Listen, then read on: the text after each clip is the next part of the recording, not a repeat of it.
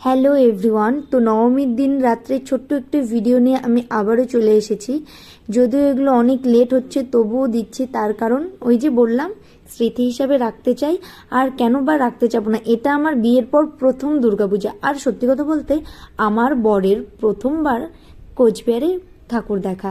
তো এটা একটা ভীষণ সুন্দর স্মৃতি, তো সেই জন্যই এটা আরও বেশি করে রাখার ইচ্ছা।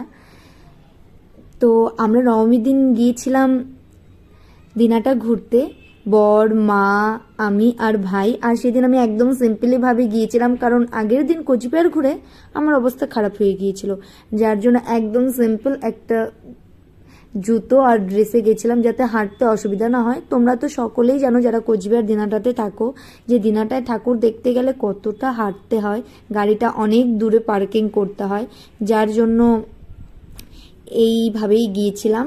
কিন্তু ভীষণই ভালো মজা করেছি দিনাটা। সেই দিন ভিড়টা তুলনামূলকভাবে অনেকই কম ছিল, মানে প্রতি বছরের ন্যায় এবছর মেবি হয়তো নবমী দিন একটু ভিড়টা কম ছিল। আমি তো এরকম হালকা খুব কমই পেয়েছি যতবারই দিনাটাই গিয়েছি। তো যাই হোক, এবছর ভীষণ ভালো কাটলো দুর্গাপূজাটা।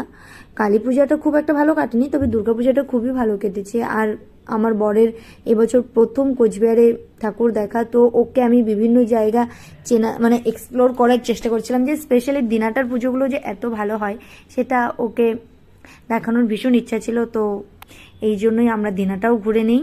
তারপর এখানে না ডান্স ফ্লোর করেছিল, তো আমি ভাবলাম একটু নিয়েছি নেই, কিন্তু যেহেতু এটা বাইরে তো নিজে একটু লজ্জা লজ্জা লাগছিল, সেই জন্য একটু ঘুরে নিয়েছিলাম। আর লাস্ট পুজো এটা ছিল থানাপাড়ার, ভীষণ সুন্দর করেছিল প্রতিমাটা।